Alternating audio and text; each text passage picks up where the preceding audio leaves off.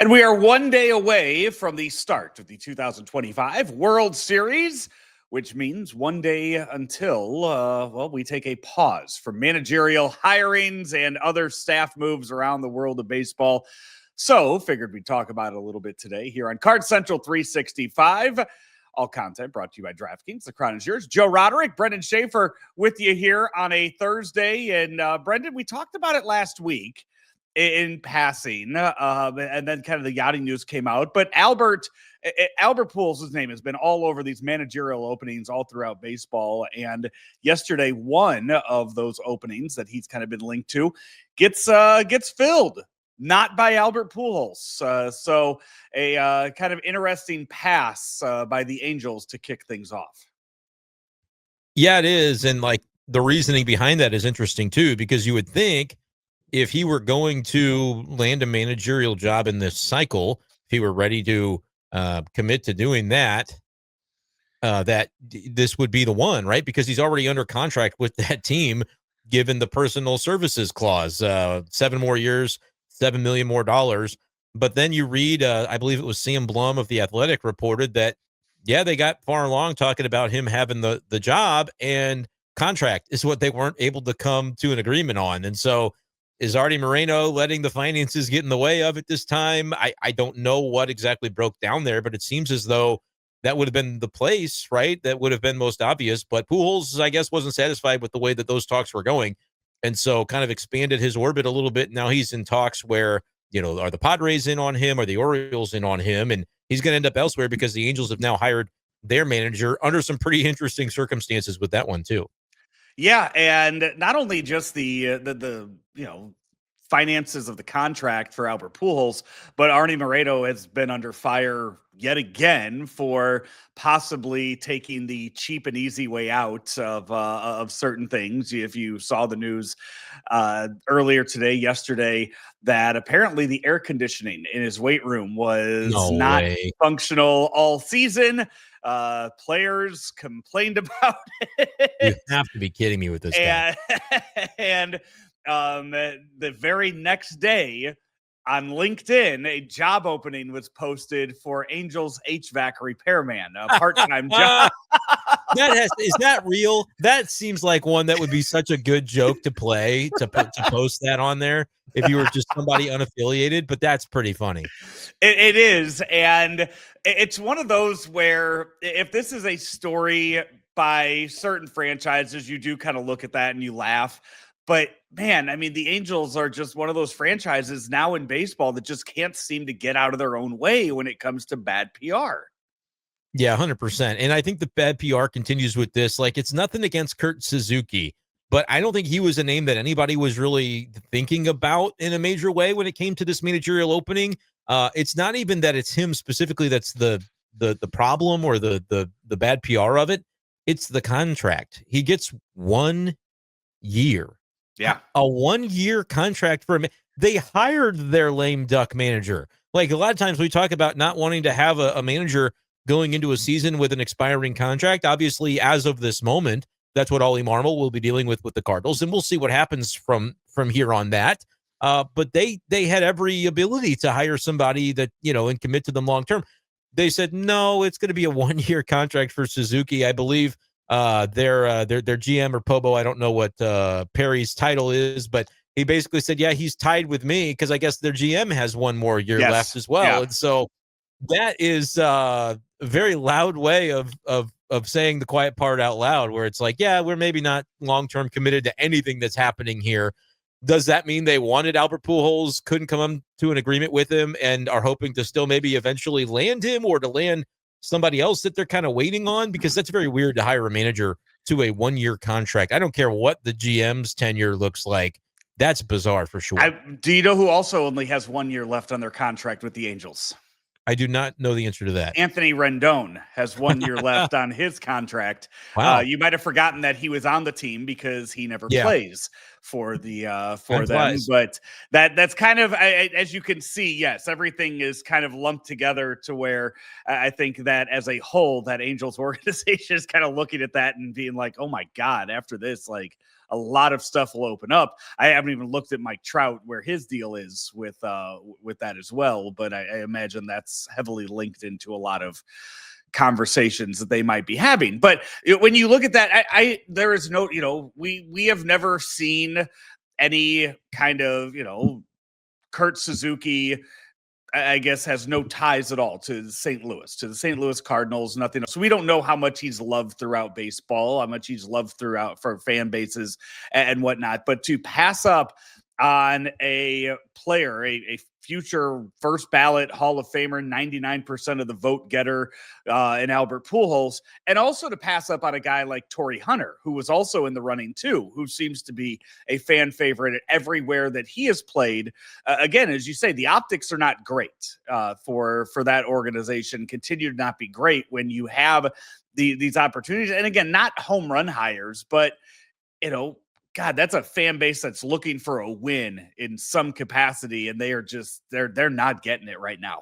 Yeah, and again, I think if you're looking at some of the recent track record of decisions that were made, I maybe understand why that the president of baseball operations or the GM might have only 1 year left, because you maybe aren't super thrilled with the job that he's done, and they might be making a change there. So it could be just the impending potential to have a bunch of changes happen is why you kind of go down the pecking order of the former player hierarchy to land on Kurt Suzuki and say, it'll be a chance for him that he otherwise might not have gotten, and maybe it goes well and you can stick with him. But if not, you're kind of leaving yourself open, even financially. Like, you could fire a manager at any point. You could have given him a 2-year contract and it would look a lot less suspicious. And then you fire him after a year if your guy comes available, and you eat the extra $800,000 or whatever he's making on a salary, and you go from there. But like, they aren't even willing to do that because, again, the Artie Moreno of it all. So that is just a completely messed up situation. And maybe that's why, it speaks to why Albert Pujols wasn't able to come to an agreement that he felt good about. I think Albert Pujols, we talk about, all of his credentials as a player. It's unusual to see a player of his caliber want to get into managing and the rigors of what that position means in Major League Baseball. And yet I have utmost confidence that Albert Pujols would be a really good big league manager. I think he would take to it. There would be an adjustment for sure, relative to how he, handled his career as a player versus the things that would be asked of him as a manager. But I think he would be able to get buy-in from guys, to be a voice that players hear, want to listen to. I saw some reporting about, Manny Machado has been outspoken in talking about how he's, idolized Albert Pujols and has wanted to model his game after him in many ways. And so maybe that's an element that pulls him toward that San Diego opening. I would 100% say that San Diego opening seems like the perfect fit. Obvious. When you look at the ties to Machado and Tatis, and knowing, just the instant connection that those three would have down there, it seems like just immediate, 100% slam dunk hire, make it happen right away type of deal. Yeah. And I hope it does happen. I hope that's where he goes. Baltimore, I just don't know about that Baltimore organization. It seems like they've had some real, influx of talent, and then things just kind of took a big step back this past year, and exactly where they go from here. But I think that San Diego situation is definitely a good one, and, would be interesting to see Albert Pujols, how he would settle in there. And I know, like, the backdrop to a lot of this would be Cardinals fans going, well, I want Albert Pujols to be our manager. And, like, it's just, we know what the situation is in St. Louis, and they're not really in a spot where over the next 24 months they're going to be making the type of push that I think a San Diego organization is really perennially positioned to make, because they're just going to be spending at a higher level.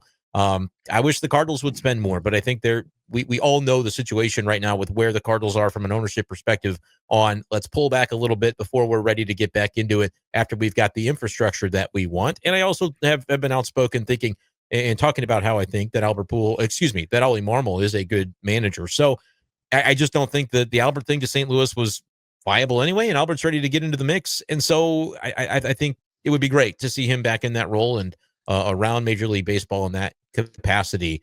I'm rooting for that one to happen personally, and I guess we'll see over the coming weeks. As you said, World Series starting up, and so any of those announcements are going to be made after the series finishes. But I'll be looking forward to seeing what maybe materializes with that. As we continue on in this episode of Card Central 365, a very California manager heavy episode of Card Central 365. News announced yesterday, Brendan, Tony Vitello, the St. Louis native, the DeSmet alum, has taken the job, leaving the Tennessee Volunteers baseball program, where he was the head coach for many years, now taking over the San Francisco Giants. A very unprecedented jump straight from college to pros, something that you just do not, I don't think we've ever seen, just the straight jump in this. And Buster Posey and the Giants, they're taking a chance. They're wanting to make a big splash. They are wanting to make a big splash, but I think back to the number of times that a former player has been hired as an MLB manager with zero coaching experience. Like, we can point to Mike Matheny, right, as an obvious example where he coached Little League, but he was not, experienced in that regard on anything close to the level of what Tony Vitello is. Now, obviously, Mike Matheny was a longtime major league catcher, which is a pipeline that we have seen be, very, I don't know if we'd say fruitful, but it's been popular among MLB teams. Look at the Kurt Suzuki thing that we just talked about. So that's not new to see MLB teams hire managers that have zero coaching experience or zero managerial experience at lower levels. But Stephen Vogt, for the Guardians, I mean, it's tons of them. And former catchers specifically, Osmus. It's always catchers in that scenario too. And now it's a former catcher with no coaching experience that is running the Giants, and making the decision to hire Vitello. So again, there is still that catching connection to, all right, the guy who fits the archetype of probably could have been a manager too, but then, with his organization that he played his whole career for, is now running the show from a higher up perspective, sees in Vitello as the guy that, he believes can take the step forward. I don't think it's going to be a problem for him because of, again, I know he hasn't been a major league player, but he has been in this role at basically the level that I would consider to be probably higher than AAA, AA. Honestly, if you consider the stakes at those levels, it's always they're saying, I guess the comp is about AA right now to high level college baseball. I think, that's the play. That might be the play scale, right? We've talked about that with Claves about the talent level. Yeah, I think what's on the line in a College World Series far exceeds AA, AAA. I get it, you want to win at the minor league level to develop winning players, but that doesn't matter in the grand scheme. Like, winning a AAA championship does not matter like winning a College World Series does. So if you're talking about managing under stakes and things of significance, ask SEC baseball fans the stakes and the significance of what that level means. I believe that actually, as much as we can talk down on Vitello's experience at the big league level and not a player, not a coach, not a nothing, I think certainly he's got a leg up on a number of those archetype, major league players that never coached, given his experience, his vast experience. And also, I think being a college baseball coach at Tennessee, I'm not saying that the stakes are higher than in the major leagues, but in terms of the difficulty of the job description, I think it's harder to be the coach at Tennessee than it is to be the coach of the Giants. Like, he's got to recruit the entire team at Tennessee. He's got to be the fundraising arm. He's got to be not just the in-game decisions like you have at the MLB level. I think it's actually a guy that is going to have to not wear quite as many hats in the role he's about to join. The stakes are higher because Major League Baseball is a bigger deal than college baseball, even in the SEC. I'm not trying to say that, but I think it's actually the role that he's going to fill is a different one, but I think it's a little more streamlined. I'm not saying it's an easy thing to be a big league manager, but there's going to be a lot of resources that he has and can lean on in a way that I don't think is the case at college baseball. It's all you, man, when it comes to Tennessee and what he was able to do to build up that program.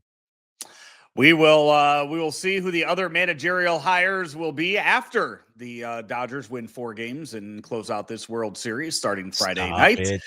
What's your actual prediction? What's your actual number of games and who wins the World Series?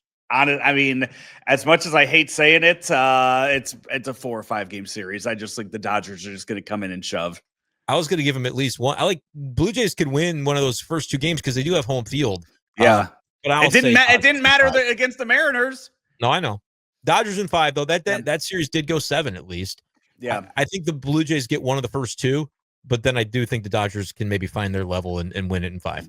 By the way, just for the record, just wanted to point out, we talked about Tony Vitello jumping from college to pros. Kurt Suzuki apparently was coaching his son's 11U baseball team. So more of the Matheny angle there. This weekend, I will be coaching 12U baseball in Fenton. So I just want to put it out there. If Hein Bloom watches these, and if there's any kind of, I'm not looking for the big role. anything on the bench, anything in the video Yep. room. Again, if Heimblum is watching this, Kurt Suzuki went from 11U to the pros. 12U, it's a step above 11U. Yeah, I'm willing to make that jump. I really am. So, but I would say there's other managerial openings across baseball that you might still, because like the World Series is going to put that moratorium on some things. There might be some decisions made behind the scenes but not announced. There might be an opportunity yet for you to slip into one of those to one of those other chairs. I'm just saying. Is Denver 303? Is that the area code out there? I don't know, but that question has been broached. Like, who in their right mind would want to take this Rockies job right now? Maybe it's you. I would be. You know what? I'd be willing to take that job. Yes, I'll try it. You know, we'll get a good 15 games out of Chris Bryant before he gets hurt. Like, I'll see what we can do with those and go from there. I'll throw Austin Gomber out there every fifth day. Like, we'll make it happen. No, hey, let's go for it, man. Yeah. Hey, why not at those salaries? You could be the 30th salaried MLB manager, and I think you'd be sitting pretty. I think you'd be just fine. Yeah, we will. Like you said, once the World Series is over with, we shall see who the other openings are. Yes. I do have one more thing. Speaking of salaries, Vitello walks in making $3.5 million per year. I know Bob Nightingale reported that he was taking a pay cut, which maybe, as we talked off the air before taxes versus after taxes, that may be true. But I saw it reported from NBC Sports in the Bay Area that he was making like 3.3 at Tennessee. He's going to make 3.5 at the San Francisco Giants. But that's like instantly top 10 or so, top 10 or 12 in MLB managerial salaries. I'm pretty sure he's going to be in at least the top half. So that just kind of speaks to the chance the Giants are taking. But my takeaway is that I think it's going to work. Like, I think he's honestly, and by the way, there's never been a more about to be a San Francisco Giant than Max Scherzer, who has a great pre-existing relationship with Vitello from their time at Mizzou. So if Scherzer is a player next year, he is of course going to be a Giant, regardless of what happens in this World Series. That I do believe. Come for the manager talk. Stay for the hot stove predictions from Brenden Schaeffer here on Card Central 365. Each and every day, brought to you by DraftKings. The crown is yours. We will talk to you tomorrow. Hey, Missouri, get ready. The wait is almost over. DraftKings Sportsbook, America's top-rated sportsbook app, is coming soon to the Show Me State, and you can sign up today. New Missouri customers get $300 in bonus bets when DraftKings launches on December 1st. Download the app now and place a $5 bet when DraftKings goes live, and DraftKings Sportsbook will bring everything you need to elevate your game day, including live in-game betting, lightning-fast payouts, and endless ways to get in on the action, all right from your phone. And when DraftKings officially goes live in Missouri, you'll be betting with the Sportsbook app trusted by millions. It's safe, it's secure, and has fast money withdrawals. Download the DraftKings Sportsbook app now and use the code STL Sports to grab $300 in bonus bets with just a $5 bet when DraftKings goes live December 1st in Missouri. That's code STL Sports in partnership with DraftKings Sportsbook. Gambling problem? Call 1-800-GAMBLER. 21 plus, physically present in Missouri. Eligibility restrictions apply. Bonus bets expire 7 days after issuance. Excludes customers who redeem pre-launch sign-up offer. Terms at sportsbook.draftkings.com/promos.